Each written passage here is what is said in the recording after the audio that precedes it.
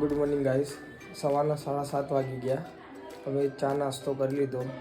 હજુ નાવાનું તો મારે બાકી છે. અમુક લોકોએ નહીં લીધું, તો હું પણ ફ્રેશ થઈ જાઉં અને પછી અમે અહીંથી અયોધ્યા તરફ જવા નીકળીશું. અમે નહીં ધોઈને હવે બધા ફ્રેશ થઈ ગયા. અમે અહીંયાથી 6 વાગે નીકળવાનો પ્લાનિંગ કર્યો હતો કે સવારે 6 વાગે આપણે અયોધ્યા જવા નીકળી જઈશું. પણ બધાને થાક જ એટલો લાગે તો કે કોઈ 6 વાગે ઉઠી ના શક્યું. એટલે અત્યારે ઓલમોસ્ટ 8:30 જેવું થઈ ગયું છે. તો હવે અમે અડધો એક કલાકમાં હોટલમાંથી ચેકઆઉટ કરીશું અને અયોધ્યા તરફ જવા નીકળીશું. તો ફાઇનલી અમે હોટલમાંથી ચેકઆઉટ કરી દીધું છે. નીચે આવી જાય પછી અમે બધો સામાન લઈને બસ સુધી જઈશું. અને અહીંયા જે જગ્યાએ અમે હોટલ રાખી છે ત્યાં આપણા ગુજરાતી ભાષામાં કહે કે મોકળા, તો મોકળાનો ત્રાસ વધારે છે. હું તમને એક બતાવું, મારા સામે જ આવી રહ્યું છે અત્યારે.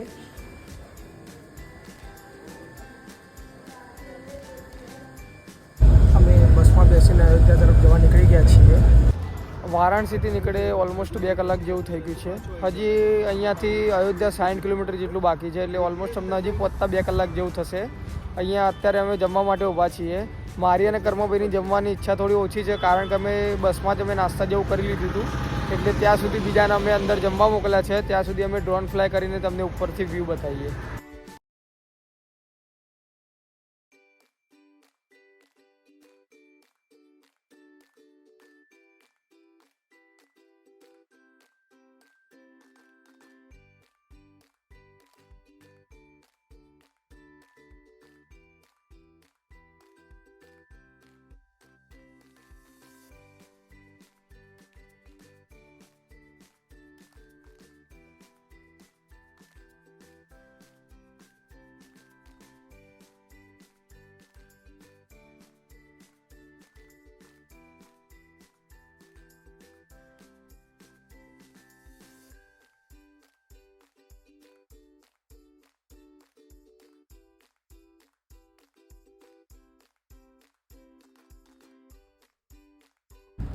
મને અને કર્મભાઈને હોટલની બહાર બેઠા 45 મિનિટથી 1 કલાક જેવો ટાઈમ થયો.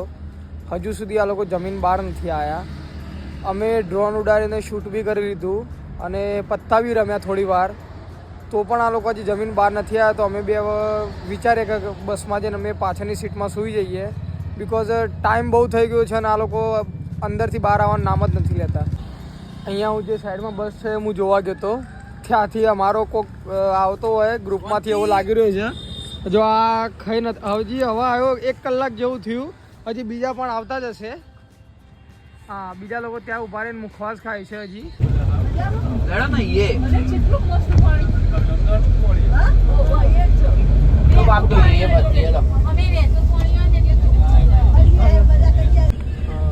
ડોલે બેન મને અને કર્મભાઈને મૂકીને જમવા ગયા હતા, તો પેટ ભરીને જમીને આવ્યા અને એટલું જમી લીધું છે ને એમને કે હજી બસમાં બેઠે 10 થી 15 મિનિટ થઈ ના સૂઈ ગયા છે. હું તમને બતાવું કે કઈ હાલતમાં એ સૂવે છે. અને અમે એમના જોડે થોડો એક નાની એવી મસ્તી કાઢીએ છીએ.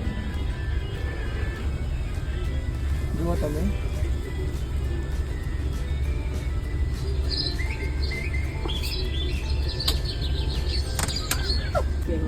અમે જમીને નીકળ્યા ત્યાંથી 20 કિલોમીટર અમે આગળ આવ્યા અને અહીંયા એવો સખત ટ્રાફિક જામ છે કે છેલ્લા અડધો 1 કલાકથી અમે 1 કિલોમીટરે પૂરું નથી કાપી શક્યા. અને આગળ મને વ્યૂ દેખાય જે પ્રમાણે તો હજી બી 2 થી 3 કિલોમીટર સુધી ટ્રાફિક હશે.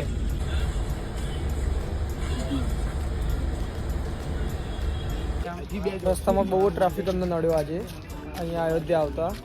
તો હવે અમે ફાઇનલી અયોધ્યામાં અમારી બસ પાર્ક કરી દીધી. તો હવે અમે રિક્ષા કરીને અયોધ્યા મંદિર તરફ જઈશું. તો ફાઇનલી અમે રિક્ષામાં બેસી ગયા છીએ બધા.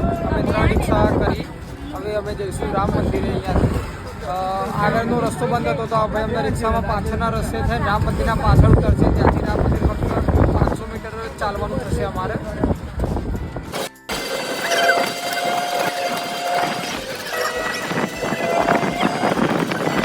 તમને જે આ સામે મંદિર દેખાય છે બનતું, જ્યાં ક્રેન ઊભી છે, એ જ ભગવાન શ્રી રામનું રામ મંદિર છે. રિક્ષામાંથી ઉતરીને બધા અહીંયા 500 મીટર ચાલીને જઈએ છીએ રામ મંદિરમાં. તો જેમ બને એમ થોડા જલ્દી જઈએ તો જો અમારા નસીબમાં છે તો આરતીના દર્શન જોવા મળશે. બધા ચાલીને રામ મંદિર જાય છે. અહીંયા રિક્ષાવાળાએ 500 મીટર કહીને અમે ઓલમોસ્ટ 1.5 કિલોમીટર ચાલ્યા. હું તમને આગળ બતાવું, જ્યારે ભગવાન રામ નાના હતા ત્યારે કેવા દેખાતા હતા. તે મારી સામે એમની પ્રતિમા અહીંયા મૂકેલી છે. તમે જોઈ શકો છો જ્યારે ભગવાન રામ નાના હતા ત્યારે એમનું સ્વરૂપ કેવું હતું. તો ફાઇનલી અમે ભગવાન રામના દર્શન કરી લીધા. અમારું સૌભાગ્ય એટલું સારું હતું કે જેવા અમે ભગવાન શ્રી રામના દરબારમાં ગયા તરત જ એમની આરતીની શરૂઆત થઈને અમે એમની આરતીનો લાભ લીધો. અને અમે ફક્ત 15 થી 20 મિનિટમાં ભગવાન રામના દર્શન કર્યા અને એ પણ આરતી સાથે દર્શન કર્યા. તો અમારું સૌભાગ્ય હતું. હું તમને બહારથી ભગવાન શ્રી રામના મંદિરનો વ્યૂ બતાવું, અંદરનો નહીં બતાવે પણ બહાર કેટલી અત્યારે પબ્લિક છે અને શું છે તો અત્યારે હું તમને બતાવું છું.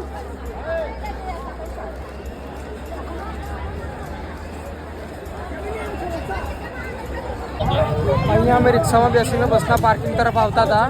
ત્યાં વચ્ચે ફાટક આવતો હતો તો અત્યારે ફાટક બંધ છે અને અહીંયા ટ્રેન થોડી ઊભી છે. તો અહીંયાની પબ્લિક તમે જુઓ કેટલી ઉતાવળી કહેવાય કે નીચે થઈને બાઇકો ક્રોસ કરે છે.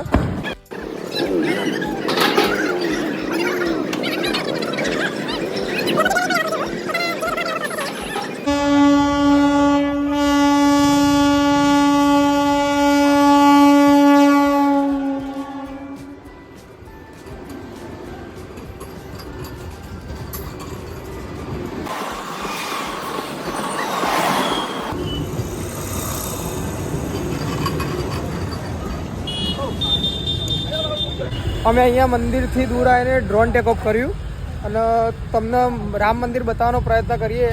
જો ક્લિયર એટલું બધું નહીં આવ્યું પણ તમે દર્શન કરી શકો છો દૂરથી, એવો અમે વ્યૂ લેવાનો ટ્રાય કર્યો છે.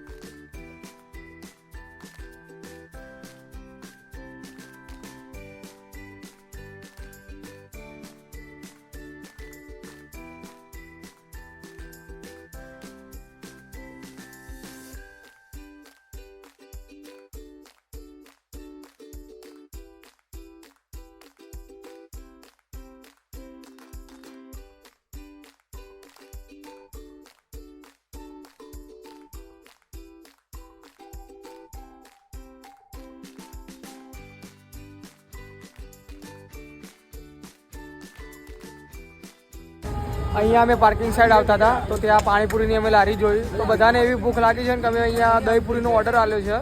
તો અહીંયા અમે થોડો નાસ્તો કરી લઈશું. પછી અમે અહીંયા બધા પાણીપુરી ખાવા ઊભા હતા અને દહીંપુરી પણ ખાધી. પણ આ કાકાએ જે દહીંપુરી અને પાણીપુરી બનાવી તે માઇન્ડ બ્લોઈંગ હતી. અમે જે ધારી નથી એના કરતાં પણ સારી બનાવી. જે ટેસ્ટ પાણીપુરીનો આજથી આપણા ગુજરાતમાં, આપણા અમદાવાદમાં, ગાંધીનગરમાં જે 5 વર્ષ પહેલાં હતો એ કાકા અત્યારે અહીંયા આપે છે. તો તમે અયોધ્યા જો તમે આવતા હોય તો અહીંયા ટેડી બ્રિજ કરીને છે તો ત્યાંથી નીચેની બાજુ ડાબી તરફ અહીંયા કાકા સ્ટોલ लगाने ऊभा છે. તો प्रिंस पानी पड़ी, प्रिंस पानी पूरी सेंटर. क्या नाम है चाचा आपका? एड्रेस बोल दो. एड्रेस बोल दो आपका. ये यहाँ का है उदासीन आश्रम. उदासीन आश्रम. अयोध्या. कितने बजे आते हो? 12 बजे. दोपहर को 12 बजे से रात के 10 बजे तक अंकल खड़े रहते हैं. तो आप अगर अयोध्या आओ તો પાણીપુરી ટ્રાય કરના. તો અમે હવે અહીંથી અયોધ્યાથી નીકળીએ છીએ રિટર્ન અમદાવાદ જવા માટે.